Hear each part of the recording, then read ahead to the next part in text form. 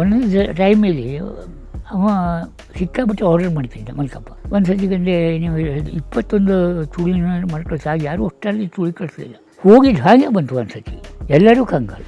ಇವರು ಹಾಗೆ ಅಂದರೆ ರೇಷನ್ ಅಕ್ಕಿ ಆದರೂ ನೋವು, ಯಾರಿಗೂ ನೋವಾಗದೆ ಹೋದಂಗೆ ಹೇಳಿ ಯಾರಿಗೂ ಇಲ್ಲೇ ಸಹಾಯ ಮಾಡಿದ್ರು. ಆ ಗುಣ ಹಿಂಗಿತ್ತು ಅವರಿಗೆ. ಈಗ ಪ್ರತಿಭಟಿಸಿದ್ರೆ ಮಾತ್ರ ಹೆದರ್ತಾರೆ ಹೊರತು ಮಾತಾಡೋದಿದ್ದು ಹೆಡ್ಡಾಡಾಗೋಯ್ತು. ಅವರ ಸಂಯಮಕ್ಕೆ, ಅವರ ಇದಕ್ಕೆ ಇದಿಲ್ಲ, ಬಹಳ ಕಷ್ಟವನ್ನು ಅನುಭವಿಸ್ತಾರೆ. ಮತ್ತು ಈ ಹೆಣ್ಣುಮಕ್ಕಳು ಇವರು ಸಾಕಷ್ಟು ಅನುಕೂಲ ಇರ್ತಾರೆ. ನನ್ನ ಭಾವ ಪ್ರತಿಯೊಬ್ಬನು ಅನುಕೂಲ ಇದರಿಂದ ಕೊಡಲಿಲ್ಲ. ಮತ್ತು ಹೆಣ್ಣುಮಕ್ಕಳಿಗೆ ಯಾರಿಗೂ ತೊಂದರೆ ಇಲ್ಲ ಪರಿಸ್ಥಿತಿ ಇಲ್ಲ. ನಿಮಗೆ ಈ ಜೀವನದ ಸಂಧಿಯಲ್ಲಿ ಗೋವಿಂದ ಹೆಗಡರ ನೆನಪುಗಳು ಹೆಚ್ಚು ಬರುವುದಿದ್ರೆ ಯಾವ ಕಾರಣಕ್ಕಾಗಿ ಬರ್ತದೆ?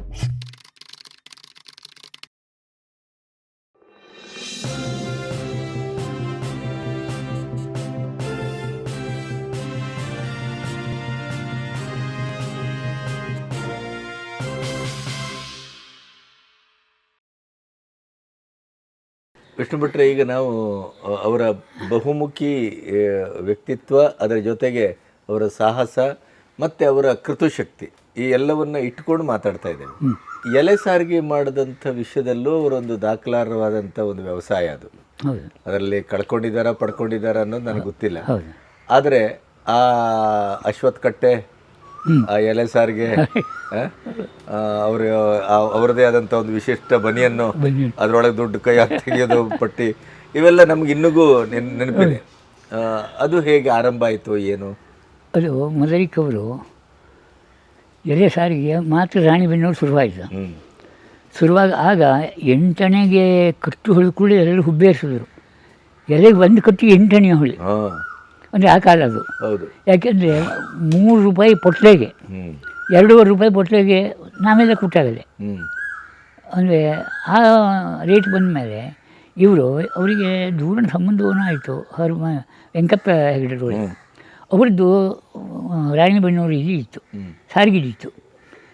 ಇವರು ಹೇಳಿದ್ಮೇಲೆ ನೀನು ತನಗೆ ಕಳಿಸ್ಕೊಡು ಒಂದು ವರ್ಷ 2 ವರ್ಷ ಅವರಿಗೆ ಕಳಿಸೋಣ ಹೇಳೋಣ. ಅಂದರೆ ಅವರು ಇವರಿಗೆ ಕಮಿಷನ್ ಕೊಡ್ತಿದ್ರು. ಆದರೆ ಇವರು ಕಡಿಮೆ ಹೋಗಿದ್ರೆ ಆಯಿತು, ಎಲ್ಲ ಸುಮಾರೇ ಹೋಗ್ತಿತ್ತಾಗ. ಕಡೆಗೆ ಇವರು ಮಲ್ಕಪ್ಪನ ಹೇಳಿ ಇವನು ಹಿಡಿದು ಸ್ವಂತ ಮಾಡಿ ಕಣಕರು. ಇವರೇ ದಾರಿಯಲ್ಲಿ ಆದರು ಮಲ್ಕಪ್ಪನವರು. ಗೊತ್ತಾಯಿತು. ಹೌದು.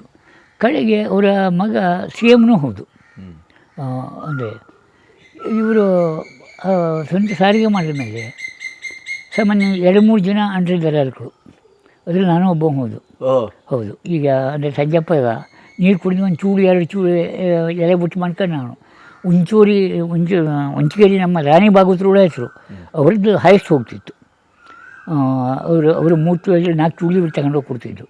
ಅಲ್ಲಿ ಅರೆಗಂಡಿ ವಿನಾಯಕಪುರ ಬಂಗಲೆ ಸಿಂಗನ ಕುಳಿಯೋರ ಅಂಗಡಿ ಮುಂದೆ ಇವರು ಸಂತೆ. ಹೀಗೆ ಮದರಿಕೆಯಲ್ಲಿ ಬೆಡ್ಡೆ ಮನೆ ಕಟ್ಟೆ ಅಲ್ಲಿ, ಹೌದು, ಅಲ್ಲಿ ಸಾರಿಗೆ ಮುಗಿಸ್ಕೊಂಡು ಇಲ್ಲಿ ಬರ್ತಾರೆ ಅವರು. ಹೀಗೆ ಮತ್ತು ಬಾಕಿಯೆಲ್ಲ ಇವರೇ ಇದು ಮಾಡ್ತಿದ್ರು.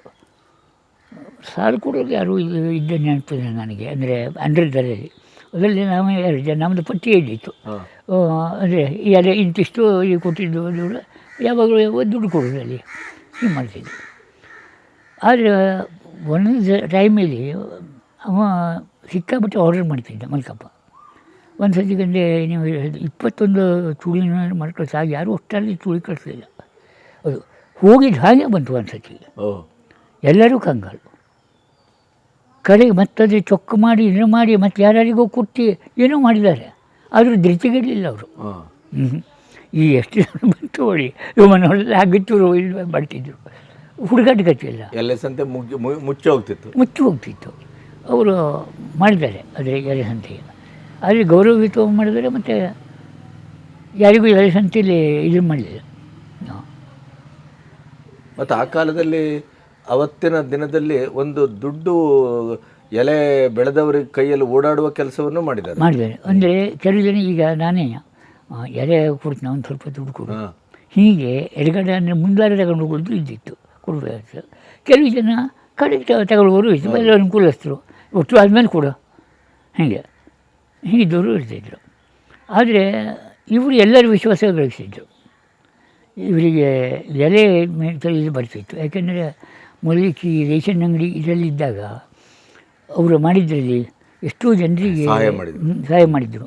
ಅಕ್ಕಿದು ಭಾಳ ಇದು ಮಾಡಿದರು. ಒಂದು ಸೇರ್ಬೇಕಾದ್ರೆ ನಮ್ಮ ನೀಲುಕೂಡಲ್ಲಿ ಗುರುಗಳು ಭಿಕ್ಷೆ ಆಯಿತು. ಗುರುಗಳು ಅಂದರೆ ರಾಮಚಂದ್ರಾಪುರ ಮಠದ ಗುರುಗಳು ನಮ್ಮ ದೊಡ್ಡವರು ರಾಘವೇಂದ್ರ ಭಾರತಿಯವರು. ಅವರು ಬಂದಿದ್ದರು. ಅವರು ಬಂದರೆ ಅದು ಸದ್ಯದ ರಾಮಚಂದ್ರ ಭಾರತಿಯವರ ಆರಾಧನೆ ಇದ್ದಿತ್ತು. ಒಂದು 2 ದಿವಸ ಹಾಗೆ ಉಳಿಬೇಕು ಅಂದರೆ ಆಗ ಕಂಟ್ರೋಲ್ ಕಾಲ, ಅಕ್ಕಿ ಸಿಗೋದಿಲ್ಲ. ಇವರು ಆಗ ಒಂದು 50 kg ಅಕ್ಕಿ ಕಳಿಸಿದ್ರು. ಆ ಕಾಲದಲ್ಲಿ 50 kg ಅಂದರೆ ಹೌದು ಕಳಿಸಿದ್ರು. ಅಂದರೆ ಅಲ್ಲಿ ಅವರು ದುಡ್ಡು ಕೊಟ್ಟಿದ್ರು ಬಿಟ್ಟರು, ಪ್ರಶ್ನೆ ಅಲ್ಲ ಕಡೆಗೆ ಕಳಿಸ್ಕೊಟ್ಟಿದ್ರು. ಆಗ ಅಕ್ಕಿ ಸಿಕ್ಕುದಿಲ್ಲ.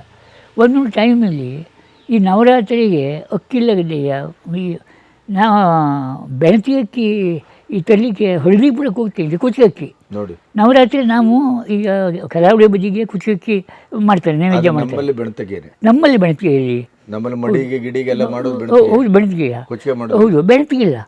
ನಾನು ಹಳದಿ ಬಿಡಕ್ಕೆ ಹೋಗ್ತಾ ಇದ್ದೆ. ಅಂದರೆ ಅಂಥ ಪರಿಸ್ಥಿತಿ ಇದ್ದಿತ್ತು ಆಗ. ಅಂದರೆ ಅಕ್ಕಿ ಅಂದರೆ ಮತ್ತು ಒಂದು ಮನೆಯಲ್ಲಿ ರಾಶಿ ಅಕ್ಕಿ ಇದು ಮಾಡಿದ್ರೆ ಜಪ್ತಿ ಮಾಡಿಬಿಡ್ತಿದ್ದೆ. ಹೌದು, ನಮ್ಮ ನೀರುಗಳೆಲ್ಲ ರಾಮಭಾಗವತರೊಳಗೆ ಬಗೆಯಲ್ಲಿ ಅದರ ಜನವು ರಾಶಿ ಇದ್ದಿದ್ರು. ಅವರೊಂದು 10-18 ಕಣ್ಣಿಗೆ ಕಟ್ಟಿಟ್ಕೊಂಡಿದ್ರು. ಜಪ್ತಿ ಮಾಡ್ಕೊಂಡು ನೆಡ್ಬಿಟ್ರು. ಆಗೋದು ಇದ್ದಿತ್ತು. ಹೌದು, ಅಂದರೆ ರಾಶಿ ಇಟ್ಟರೆ ಒಂದು ಸ್ವಲ್ಪ ಇದ್ದರೆ ಹೌದು. ಇವರು ಹಾಗೆಂದರೆ ರೇಷನ್ ಅಕ್ಕಿ ಆದರೂ ನೋವು, ಯಾರಿಗೂ ನೋವಾಗದೆ ಹೋದಂಗೆ ಅಲ್ಲಿ ಯಾರಿಗೂ ಇಲ್ಲೇ ಸಹಾಯ ಮಾಡಿದ್ರು ಅವರು. ಆ ಗುಣ ಇದ್ದಿತ್ತು ಅವರಿಗೆ. ಹೀಗಾಗಿ ಎಲೆ ಗೋವಿಂದರಿಗೆ ಕೊಡ್ತಿದ್ದಾರೆ. ಹೌದು, ಈ ಕಡೆಗೆಲ್ಲ ನಮ್ಮ ಮನ್ಯಾತಿಗೆ ಮತ್ತೆಲ್ಲ ಕಡೆಗಿದಾಗಿದ್ದು ಗಣೇಶ ಎಲ್ಲ ಹೊರತು ಮೊದಲಿಗೆ ಇವ್ರ ಕಾಲದಲ್ಲೆಲ್ಲ ಇದಾಗಿಲ್ಲ. ನಮ್ಮ ಈ ಬೆಣ್ಣೆಮನೆ ಇವರು ಗಣೇಶ ಇದ್ರಲ್ಲಿ ಹೌದು, ಅವರು ಈಗ ಮನ್ಯಾತ ಅವರೆಲ್ಲ ಕಡೆಗಿರೋದು, ಮೊದಲಿಕೆ ಆಗಿಲ್ಲ. ಹಾಗೆ ಇವು ಮೊದಲಿಕೆಯನ್ನು ಹಾಕಲಿಕ್ಕೆ ಇರ್ತಿದ್ದ ನಮ್ಮ ಗಜಾನ್ನ ಅಸಿಸ್ಟೆಂಟ್ ನಾವು. ಹೌದು ಹೌದು, ಅವೇ ಇದ್ದ. ಅದರಲ್ಲಿ ಅವರು ಇದರವರೆಗಿನ ಎಲೆ ತರಿಸಿದ್ದು ಕರ್ಸೋಗರಿ ಕಡೆದು ಕೊಡ್ತಿರ್ತಿತ್ತು. ಅಲ್ಲಿ ಬಳ್ಳಿ ಕಡಿಮೆ, ಅಲ್ಲಿ ಆದರೂ ಎಷ್ಟು ಇದರಲ್ಲಿ ತರಿಸ್ತಿದ್ದು. ಹೀಗೆ ನನಗೆ ನಿಮ್ಮ ತಂಗಿಯ ಬಗ್ಗೆ, ಈಗ ಇಷ್ಟು ಜನ ಮಕ್ಕಳು, ಇವರಂತೂ ಸಿಡಿದು ಬೀಳುವವರು. ಆ ಮಕ್ಕಳ ಮಧ್ಯೆ ವಾಗ್ಯುದ್ಧ, ಮಕ್ಕಳ ಮಧ್ಯೆ ತಂದೆ ಮಧ್ಯೆ ಇದನ್ನೆಲ್ಲ ಹೇಗೆ ಅವರು ಸಂಭಾಳಿಸಿರ್ಬೋದು? ಅದು ಒಂದು ಅದರ ತಾಳ್ಮೆ ದೊಡ್ಡ ಶಕ್ತಿ. ಯಾಕೆಂದರೆ ಅದು ಸಾಕಷ್ಟು ಅನ್ನೊಂದಲ್ಲಿ, ಆದರೆ ಯಾರತ್ರ ಬಾಯಿ ಬಿಡಲಿಲ್ಲ. ನಿಮ್ಮ ಹತ್ರ ಹೇಳ್ಕೊಳ್ಳಿಲ್ಲ? ಮತ್ತು ಹಿಂಗಾಯ್ತು ಹೇಳ್ಕೊಳ್ಳಿ. ಆ ವಿಷಯದಲ್ಲಿ ಅದು ಭಾಳ ಇದು ಅದರದ್ದು, ಯಾರತ್ರ ಹೇಳ್ಕೊಳ್ಳಿಲ್ಲ. ಮತ್ತು ಮಕ್ಕಳ ಮೇಲೆ ಅಪಾರ ಪ್ರೀತಿ ತಾಯಿಗೆ. ಹೌದು, ತಾಯಿಗೆ ಒಂದು. ಮತ್ತು ಅದಕ್ಕೆ ಬಂದು ಬರುವಾಗೆ ಬಾಕಿ ಇವ್ರನ್ನೂ ಅವರು ಅಷ್ಟೇ ಪ್ರೀತಿ ನೋಡ್ತಿತ್ತು ಅದು. ಹೀಗೆ ಮತ್ತು ಅದರ ಮಧ್ಯದಲ್ಲಿ ಅದೇ ನಾವು ಹೇಳಿದ್ನಲ್ಲಿ 2 ಅತ್ತೆಗಳು ಅವರು ಸ್ವಲ್ಪ ಇದು ಮಾಡ್ತಿದ್ದರು. ಕಡೆಗೆ ಮಂಜಿ ಸ್ವಲ್ಪ ಪಾರವಾಗಿ ಆಗಿತ್ತು. ಮೊದಲಿಗೆಲ್ಲ ಮಾತಾಡೋಗದ್ದು ಹೋದ್ರ ಮೇಲೆ ಇದು ಮಾಡೋದು. ಹೌದು, ಈಗ ಪ್ರತಿಭಟಿಸಿದ್ರೆ ಮಾತ್ರ ಹೆದರ್ತಾರೆ ಹೊರತು ಮಾತಾಡೋಗಿದ್ದು ಹೆಡ್ಡಾಡಾಗೋಯ್ತು. ಅವರ ಸಂಯಮಕ್ಕೆ, ಅವರ ಇದಕ್ಕೆ ಇದಿಲ್ಲ. ಹೀಗಾಗಿ ಅದು ಭಾಳ ಕಷ್ಟವನ್ನು ಅನುಭವಿಸಿದೆ. ಆದರೂ ಹೇಳಲಿಲ್ಲ. ಅದು ಸಂಸಾರದಲ್ಲಿ ಹೆಚ್ಚು ಕಡಿಮೆ ಆದರೂ ಏನು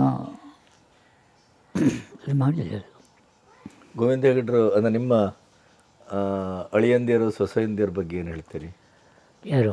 ನಿಮ್ಮ ಇಡೀ ಗೋವಿಂದ ಹೆಗಡರ ಕುಟುಂಬದ ಬಗ್ಗೆ. ಎಲ್ಲವ ಒಳ್ಳೆಯವರು, ವಿದ್ಯೆ ಅವರು ಕಷ್ಟಪಟ್ಟು ಕಲ್ತಾರೆ ಜೀವನವರೆಗೂ. ಹೌದು, ಸಂತೆಗುಡಿ ಶಾಲೆ ಅದು ಇದು. ಆದರೆ ಆ ರಕ್ತ ಪ್ರಭಾವದಲ್ಲಿ ಅದು ಬಂದಲ್ಲಿ ಛಲ, ಅದು ಅವ್ರ ಛಲಕ್ಕೆ ಮೆಚ್ಚಬೇಕು. ಇನ್ನು ಅಂತಾರಾಷ್ಟ್ರೀಯ ಮಟ್ಟದ ಕಲಾವಿದರಲ್ಲಿ ಅದು ಬಹಳ ಖುಷಿ. ಈ ಮತ್ತು ಏನು ಅವರು ಕಲಿಬಾರ್ದಲ್ವ, ಈಗ ನಾನು ಎಂಥದೂ ಅಲ್ಲ, ಆದರೂ ಅವ್ರಿಗೆ ಒಂಥರ ಅಜ್ಞಮನೆ ಮಾಮಾಳಿ. ಅದು ಎಲ್ಲರ ಬಾಯಲ್ಲೂ ಅದೇ ಅಜ್ಞಮನೆ ಮಾವ ಅಂದರೆ ಎಲ್ಲರೂ, ನಾವು ಹೇಳಲೇಬೇಕಾಗಿಲ್ಲ, ಅದು ಮೊದಲು ಬರುವುದೇ ಅದು. ಅದು ಪುಣ್ಯ ನಮ್ಮದು. ಯಾಕೆಂದರೆ ಅವರಿಗೆ ನಮಗೆ ತಗೋದೇ ಇಲ್ಲ. ಒಂದು ನೆಲಕ್ಕೆ ಹೋಗ್ತೇವೆ, ಒಂದು ಮೇಲೆ ಹೋಗ್ತೇವೆ, ತಕಲಿ ತೂಗಿದೆ. ಅವರು ಒಟ್ಟು ಜನರು ವಿದ್ಯಾವಂತರು, ಬೇಕಾದಷ್ಟು ಪ್ರತಿಭೆ ಇದ್ದವರು ಪ್ರತಿಯೊಬ್ಬರು. ಮತ್ತು ಈ ಹೆಣ್ಣುಮಕ್ಕಳು ಇವರು ಸಾಕಷ್ಟು ಅನುಕೂಲ ನನ್ನ ಭಾವ ಪ್ರತಿಯೊಬ್ಬನು ಅನುಕೂಲ ಇದರಿಂದ ಕೊಡಲಿಲ್ಲ ನೋಡೇ ಕೊಟ್ಟಿದ್ದಾರೆ. ಮತ್ತು ಹೆಣ್ಣುಮಕ್ಕಳಿಗೆ ಯಾರಿಗೂ ತೊಂದರೆ ಇಲ್ಲ ಪರಿಸ್ಥಿತಿ ಇಲ್ಲ. ಮದುವೆಗಿದ್ವೆಲ್ಲ ಚೆನ್ನಾಗೇ ಮಾಡ್ಕೊಂಡು ಚೆನ್ನಾಗಿ ರಾತ್ರಿ ನಿಕ್ಕಿ ಈಕೆ ಮಾಡಿದಾಗ ಹಗಲಾಗಿ ಇದು ಮಾಡಿದಾಗ ಮಾಡಿದ್ದಾನೆ. ಅವರು ನಮ್ಮನೆ ಶಾರದೆ ಮದುವೆಲೆಲ್ಲ ರಾತ್ರಿ ಇದು ಮಾಡಿತ್ತು. ಅವ ಅದರಲ್ಲೆಲ್ಲ ಇದು ಮಾಡಿಲ್ಲ. ಹಾಂ ಆದರೂ ಮದುವೆಲ್ಲ ವಿಜೃಂಭಣೆ ಮಾಡಿದ್ದ. ಇಡೀ ಅವ್ರ ಮನೆ ಹಳೆ ಮನೆ ಇದು ಈಗಿನ ಮನೆ ಇದ್ದಲ್ಲಿವರೆಗೆ ಇತ್ತಲ್ಲಿ. ಹೌದು ಇವರಿಗೆ ಚಪ್ಪಳ ಹಾಕಿ ಹೌದು ಮಾಡಿದ್ದಾರೆ. ಮತ್ತು ಹೇಗೆ ಇದು ಮಾಡಬೇಕು ಮಾಡಿದ ಅವರ ಬಗ್ಗೆ ಎಲ್ಲ ಮಾತಾಡ ಮಾಡಿ ಒಂದು ಸಣ್ಣ ಇದು ಮಾಡಲಿಲ್ಲ, ಶುಷ್ಕತನ ಮಾಡಲಿಲ್ಲ. ಮತ್ತು ಕಾರ್ಯದಲ್ಲಿ ಮರ್ಯಾದೆ ಸೇರಿಸ್ಕೊಳ್ಳೂ ಇಲ್ಲ. ಅಂದರೆ ಅದಾಯಿತು ಅದಿಲ್ಲ ಇದಿಲ್ಲ ಹಾಗೆ ಮಾಡ್ಕೊಳ್ಳೂ ಇಲ್ಲ. ಹಾಂ ಒಂದು ರೀತಿ ದಕ್ಷರು ಅಲ್ಲ ಅವರು. ದಕ್ಷರು ಮತ್ತು ಇಲ್ಲೇ ಇಲ್ಲ. ಅವನು ಧೈರ್ಯಕ್ಕೆ ಕೊಡಬೇಕು. ಹೌದು ಯಾವುದಕ್ಕೆ ಹೋದ್ರೂ ಅದನ್ನು ನಿಭಾಯಿಸುವ ಶಕ್ತಿ ಇತ್ತು. ಮತ್ತು ಯಾರನ್ನಾರು ಎದುರಾಗ ಇದು ಇತ್ತು. ಅದೇನು ತಕ್ಕಂದರೆ ಅವನಿಗೆ ಇದಿಲ್ಲ, ಕೊಡಕ್ಕಿಲ್ಲ, ಶುದ್ಧ ಒಳಗೆ ಶುದ್ಧ. ಅವ ಅಂದರೆ ಬೇಕಾದಷ್ಟು ಬೈಲಿ ಇದು ಮಾಡಲಿ. ಈಗ ಬೈದವರು ಇನ್ನು ಗಳಿಗೆ ಕಾರ್ಯಕ್ರಮ ಯಾರ ಮೇಲೂ ದ್ವೇಷ ಮಾಡುವ ಪದ್ಧತಿ ಇರಲಿಲ್ಲ ಆ ಕ್ಷಣಕ್ಕೆ ಮಾತ್ರ. ಅದು ಒಂದು ಸ್ವಲ್ಪ ದಿವಸ ಅದು ಕಡೆಗಡ್ಡಿಲ್ಲ ಹೋಗ್ತದೆ. ಹೀಗೆ ಅಂದರೆ ಅವನ ಚಿತ್ರವೃತ್ತಿ ಹಾಗೆ ವಿಶಿಷ್ಟ ವ್ಯಕ್ತಿತ್ವ ಹೇಳಬೇಕು ಅದು. ಅದು ಕೊನೆಗೆ ಪರಮೇಶ್ವರರಿಗೆ ಅವರಿಗೆಲ್ಲ ಆ ಥರದ್ದು ಇದ್ದಿದ್ರೂ ಕೂಡ ಒಂದು ತಂದೆ ಮಧ್ಯೆ ಮಗಳ ಮಧ್ಯೆ ಒಂದು ಸಣ್ಣ ಪುಟ್ಟ ಕಾಲದಲ್ಲಿ ಇರ್ಬೋದಾ, ಆದರೆ ಕೊನೆಗೆ ಬಹಳ ಪ್ರೀತಿ. ಆಗಲೇ ಹೋದಾಗಲೂ ಅವಂಗೆ ಸಾಕಷ್ಟು ಅಭಿಮಾನಿ ಇತ್ರ. ಅವನ ಇದನ್ನು ಮಾಡಿದ ಹೇಳಿದ ಕೂಡಲೇ ಇಲ್ಲಿ ಇದು ಮಾಡ್ತಿದ್ದ, ನಮ್ಮನೆ ಇದು ಮಾಡಿದಂತೇಳಿ ಓದು ಅವಂಗ ರೇಡಿಯೋದಲ್ಲೆಲ್ಲ ಕೇಳಿದ. ಇದರಲ್ಲಿ ಇವಾಗ ಭಯಂಕರ ಖುಷಿ ಆಗ್ತಿತ್ತು. ಹಾಂ ಓದಲ್ಲ ಅದೇ ಇದರಲ್ಲಿ ಒಳಗೆ. ಆದರೆ ಇದು ಕೊಡೋದಿಲ್ಲ. ಈ ಅವರ ಅಭಿಮಾನ ಅದೇ ವ್ಯಕ್ತಿತ್ವ ಅದು ಕೊಡೋದಿಲ್ಲ, ಬಗ್ಗು ಕೊಡೋದಿಲ್ಲ. ಕರೆಕ್ಟ್. ಹಾಗೆಲ್ಲ ಅದು ಅವರೊಂದು ಎಲ್ಲ ಹೋದರು, ಒಂದು ಒಳ್ಳೆಯ ಕಾರ್ಯಕ್ರಮ ಕೊಟ್ಟರು. ಇವಾಗ ಭಯಂಕರ ಖುಷಿ ಇವಂಗೆ ಇವಾಗ ಹೋಗಬೇಕು ಇಲ್ಲ. ಹಾಂ ಅಷ್ಟು ಅದೆಲ್ಲ ಒಂದು ಚಲೋ ಇತ್ತು. ಹೌದು. ಮತ್ತು ಕುಟುಂಬದ ಚಲೋ ಇದು ಮಾಡಿದ್ರೆ ಈಗ ನಮ್ಮ ಅಡಿಗೆ ಕುಡಿಯೋದು ಎಲ್ಲರೂ ಮಾವನ ಬಗ್ಗೆ ಒಳ್ಳೆಯ ಇದು ಮಾಡಿದ್ರೆ ನಿಲ್ಕೆ ಬಂದು ಅದರ ಬಗ್ಗೆ ಪ್ರಶ್ನೆ ಇಲ್ಲ. ಆ ಬಾಂಧವ್ಯದಲ್ಲಿ ಈ ಮಕ್ಕಳು ಇದರಲ್ಲಿ ಬದಿ ಇದಾದ್ರೂ ಅಡಿಗೆಗಳು ಇದ್ರೊಳಗೆ ಎಲ್ಲೂ ಇದು ಮಾಡಲಿಲ್ಲ ಅಲ್ವಾ. ಹಾಂ ಎಲ್ಲರಿಗೂ ಹೊಂದ್ಕೊಂಡು ಇದು ಮಾಡೋಣ, ಎಲ್ಲರಿಗೂ ಹೌದು. ಮತ್ತು ಬೇಕಾದ್ರೆ ಹುಷಾರಿ ಅವ ಹಾಗೆ ಇದ್ದಿತ್ತು ಅವನ ಜಾಪು. ನಿಮಗೆ ಈ ಜೀವನದ ಸಂಧಿಯಲ್ಲಿ ಗೋವಿಂದ ಹೆಗಡರ ನೆನಪುಗಳು ಹೆಚ್ಚು ಬರೋದಿದ್ರೆ ಯಾವ ಕಾರಣಕ್ಕಾಗಿ ಬರ್ತದೆ? ನಮಗೆ ನೆನಪು ಬರೋದು ಗೋವಿಂದ ಹೆಗಡರದ್ದು, ಜಯಮ್ಮರದ್ದು. ಅವರು ಇರಬೇಕಾಗಿತ್ತು ಅನ್ನಿಸ್ತದೆ. ಈಗ ನಾನು ಒಬ್ಬಂಟಿ ಆದ್ಮೇಲೆ ಈ ಕೆಲವೊಂದು ಈಗೆಲ್ಲ ಮುಗಿದಲ್ಲಿ ಇಟ್ಕೊಂಬ ಆಗ ನನಗೆ ಅದು ನಿಮ್ಮ ಸಮಕಾಲೀನರು ತುಂಬ ಜನ ಇಲ್ಲ ಈಗ. ಈ ಸಮಕಾಲೀನ ಇಲ್ಲ, ನನಗೆ ಸಮಕಾಲ ಒಂದಿದ್ದರೂ ನಾನು ಬಳಸ್ಕೊಳ್ಳಿಲ್ಲ. ಈ ನನಗೆ ಮಾನಸಿಕವಾಗಿ ಯಾರು ಅವರು ಸಂಬಂಧಿಕರೇ ಆಗಬೇಕು ಇಲ್ಲ, ಯಾರಾದರೂ ಆಗ್ತದೆ, ಹೊಂದಾಣಿಕೆ ಆಗಬೇಕು. ಅವ್ರ ಬಗ್ಗೆ ನನಗೆ ಬಹಳ ಇದಿರ್ತದೆ. ಅಲ್ಲಗಿದ್ದ ಹೋದರೆ ಆಗೋದಿಲ್ಲ ಅದು. ಹೀಗಾಗಿ ನಮ್ಮ ಭಾವ ಮಾರ್ಗದರ್ಶನ ಮಾಡ್ತಿದ್ದವ ಕೆಲವುದಕ್ಕೆ. ಅಂದರೆ ಹೀಗೆ ಹೇಳಿ ಅಂದರೆ ಎಂತ ಮಾಡಬೇಕು ಮತ್ತು ನಿಟ್ಟು ಮಾತಾಡ್ತಿದ್ದ. ಹೀಗೆ ನಮ್ಮ ಜೀವನರು ಹಾಗೆ ಒಂದು ಇದನ್ನು ಹಾಗೆ ಅದೇನದೆ ಆ ಮಟ್ಟದಲ್ಲಿ ನಾನು ಅದೃಷ್ಟ. ಅವರೆಲ್ಲ ಇದು ಮಾಡಿದ್ರೆ ನಾ ಇದೆ. ನಿಮ್ಮ ಅರ್ಥಧಾರಿಕೆ ಬಗ್ಗೆ ನನ್ನ ಹತ್ರ ಸುಮಾರು ಸರಿ ಮಾತಾಡಿದ್ದಾರೆ ಗೋವಿಂದ ಹೆಗಡೆ. ಅವ್ರು ಭಾಳ ಅಭಿಮಾನ ಇತ್ತು. ನೋಡಿ ಅವರು ಅಮ್ಮಣ್ಣ ಹೆಗಡೆ ಮಾಡಿದ ಒಂದು ಪ್ರಸಂಗ ಆಗಿತ್ತು, ಭಾಳ ಮತರಿಕೆ. ನಮ್ಮನೆ ಭಾವನೆ ಅಂದರೆ ಇದು ಅವರು ಹೌದು. ಕೆಳಗೆ ಈ ದೊಡ್ಡ ಮನೆ ಕಟ್ಟಲಿಲ್ಲ, ಆ ಕೆಳಗೆ ಹೊಂಡದಲ್ಲಿ ಇತ್ತು ಮನೆ. ಆಗ ಹಡ್ನಂಬಾಳ ರಾಮೇಗೌಡರು ಇವರು ಬಂದಿದ್ದರು. ಅವರ ಅರ್ಥಗಾರರು ಅವರ ವಿಷಯ ಮಾಡ್ತಿದ್ದರು. ಈಗ ಮನೆ ಹೋಗುವ ಪ್ರಸಂಗದಲ್ಲಿ ನಾ ಬರೋದಿಲ್ಲ, ಇಲ್ಲ ನೀನು ಕರ್ಕೊಬರಕ್ಕೆ ಹೇಳೋದು. ನಾನು ಒಂದು ನನಗೆ ಇದಿದ್ದರೆ ನಾ ಹೋದರೂ ಇದು ಮಾಡೋದಿಲ್ಲ, ಎಂತ ಹೇಳಿದೆ ಅರ್ಥ ಹೇಳೋದಿಲ್ಲ. ಹಾಂ ಹೋದ್ರು ಅದು ನಿನ್ನೂ ಕರ್ಕೊಬ ಹೇಳಿದಕ್ಕೆ ಹೋಗಿದ್ದೆ ನಾನು. ಒಂದು ಸುಭದ್ರ ಕಲ್ಯಾಣ ನಂದು ಸತ್ಯಭಾವನಾಗಿತ್ತು, ಅವರ ಕೃಷ್ಣ ಆಗಿತ್ತು. ಅವ್ರಿಗೆ ಸಾಕಬೇಕಾಗೋಗಿದೆ ನಮ್ಮ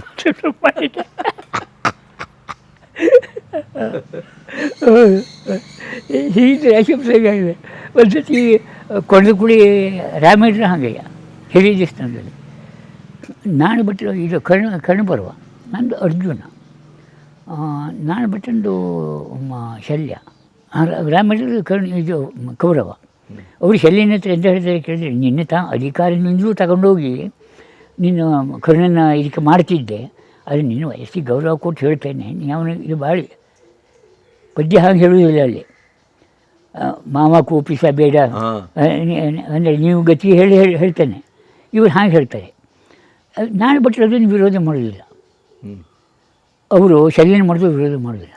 ನನಗೆ ಕುಂತಲ್ಲೇ ಬೆಂಕಿ ಸಿಟ್ಟು, ನನಗೆ ಹಾಗಿದ್ದರೆ ಸಹಿಸೋದಿಲ್ಲ. ಆ ಅರ್ಜುನಂಗೆ ಕೌರವಂಗೆ ಮಾತುಕತೆ ಇಲ್ಲ. ಆಗ ನಾ ಪೀಠಿಕೆಯಲ್ಲಿ ತಗೊಂಡೆ ಈ ಒಂದು ವಾಸನೆ ಬಗ್ಗಾಗಿ. ಈಗ ಒಂದು ಉತ್ತಮ ಹೂವು ತನ್ನ ಇರುವಿಕೆಯನ್ನು ಬಹು ದೂರದಿಂದ ಇದು ಮಾಡ್ತದೆ, ಅಂತೆ ಒಂದು ಕೆಟ್ಟ ವಾಸನೆಯೂ ತನ್ನ ಇರುವಿಕೆಯನ್ನು ಸೂಚಿಸ್ತದೆ. ಹಾಗೆ ಕೌರವ ಅವರು ಸ್ವಲ್ಪ ಕೀಳು ಧ್ವನಿಯಲ್ಲಿ ಕಪ್ಪಿ ಹಾಗೆ ಇದು ಮಾಡ್ತಾನೆ, ಅಂದರೆ ಕೂಗ್ತ. ಅದು ತನ್ನ ಪರಿಚಯ ಎಷ್ಟೊಳಗೆ ಗೊತ್ತಿಲ್ಲ. ಸಮುದ್ರಕ್ಕೆಲ್ಲ ನೀರಾಗೋಯ್ತು ಹೊಡೆದು ಕೂಡಲೇ ಒಂದು ಕೊಳದಲ್ಲಿ ಇದು ಕಪ್ಪು ಹೇಳಿತಂತೆ, ಅಭ್ಯಂತರ ಇಲ್ಲದಿದ್ದರೆ ದೊಡ್ಡ ದೊಡ್ಡ ತಿಮಿಂಗಳೆಲ್ಲ ತನ್ನ ಇದಕ್ಕೆ ಬರಲಿ ಹೇಳಿ. ಅದಕ್ಕೆ ತಿಮಿಂಗಲ ಎಷ್ಟು ದೊಡ್ಡದಿರ್ತದೆ, ಸಮುದ್ರ ಎಷ್ಟು ದೊಡ್ಡ, ತನ್ನ ಮಡುವು ಎಷ್ಟು ದೊಡ್ಡ ಅವ್ರಿಗೆ ಗೊತ್ತಿರೋದಿಲ್ಲ. ಹೇಳ್ಬಿಟ್ಟೆ ನಾನು. ಅವ್ರಿಗೆ ತಾಗೋಯ್ತು.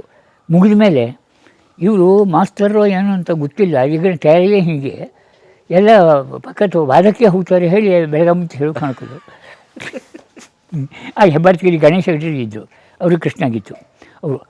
ಅವರಿಗೆ ಅವ್ರ ಸಂಬಂಧ. ಅವರು ನಿಮ್ಮ ಕಳ ಇದು ಅಂತ, ರಾಮಪ್ಪ ನೀನು ಹೇಳ್ತೆ ಕೌರವನ ಹೇಳ್ತಾರೆ, ಎಲ್ಲಿದ್ದೋದು ಅಲ್ಲ ಶಲ್ಯನ ಹತ್ರ ತಗೊಂಡೋಗಿ ಬಲಾತ್ಕಾರನ ಕೂರಿಸ್ತೇ ಹೇಳೋದು ಹೇಳಿಬಿಟ್ರು ಅವರು. ಈಗಿದ್ದೆಲ್ಲ ರಾಜಿ ಆಗೋದು ಅವರಿಗೆ. ಅಂದರೆ ಅಭಿಮಾನವಿರುತ್ತೆ ನೋಡಿ. ನಮ್ಮದೊಂದು ಟೀಮ್ ಅವ್ರಿಗೆ ಕೂಡಲೇ ನಾನು ಬಟ್ ಅಲ್ಲಿ ನಾವಾಗಲಿ ನೀವಾಗಲಿ ನಮಗೊಂಥರ ಅಭಿಮಾನ ಇರ್ತದೆ. ಅವರು ಅಷ್ಟು ಹೇಳಿ ನನಗೆ ಸಹಿಸಲಿಲ್ಲ. ಹಾಗೆ ನಾನು ಬಿಟ್ಟರೆ ಮಾತಾಡಲಿಲ್ಲ ಅದ್ರ ಬಗ್ಗಾಗಿ. ನಾನು ಆದರೆ ಬಿಡಲಿಲ್ಲ.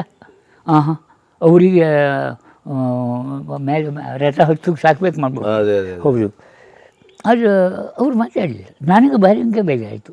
ನಾನು ಬಿಟ್ಟರೆ ನಮ್ಮೆಲ್ಲ ಸಾವಿರದಲ್ಲಿ ಅಂದರೆ ಹೀಗೆ ಅದು ಹಾಗೆ ಒಂದು ಸಾಮೂಹಿಕ ಒಂದು ಇದರಲ್ಲಿ ನಾವು ನಮ್ಮದು ಊರೊಳಗೆ ಎಣಿಸ್ಬಿಡ್ತೇನೆ. ಕರೆಕ್ಟು. ಹೀಗೆ ಅವರಿಗಾದಪ್ಪ ನಮಗೆ ಹೇಳಿ ನಾನು ಒಂದು ಅಲ್ಲಿ ಬಂದು ಹೋಗ್ತೀನಿ, ನನಗೆ ಎಂತ ಕೊಂಡು ಅಂತಲ್ಲ. ನಾನು ಸೋಲೋ ಗೆಲ್ಲುವುದ ನಮ್ಗೆ ಗೊತ್ತಿಲ್ಲ ಅಂತೂ. ಗೋವಿಂದ ಹೆಗಡೆಯವರ ಕೊನೆಯ ದಿನಗಳು ಹೇಗಿದ್ದು?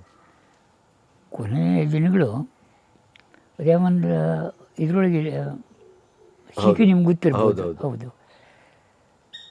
ಆದರೆ ಕೊನೆಯ ದಿನದ್ದು ಅವನಿಗೆ ಬಾಕಿ ವಿಶೇಷ ಇದನ್ನು ಮಾಡಲಿಲ್ಲ. ಅಂದರೆ ತನ್ನ ಇದರ ಬಗ್ಗಾಗಿ ಇಂಥದ್ದು ಅಷ್ಟು ತಿಳ್ಕೊಳ್ಳಿಲ್ಲ ಅನ್ಕೊಂಡ್ರೆ.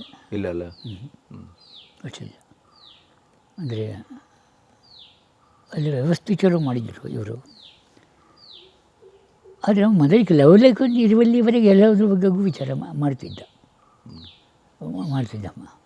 ಆದರೆ ಕಡೆಗೆ ಒಂಥರದ ಸ್ವಲ್ಪ ಮುಂಚೆ ಅನ್ನಂಗಾಗಿದ್ದ ಅನ್ಕೊಂಡು.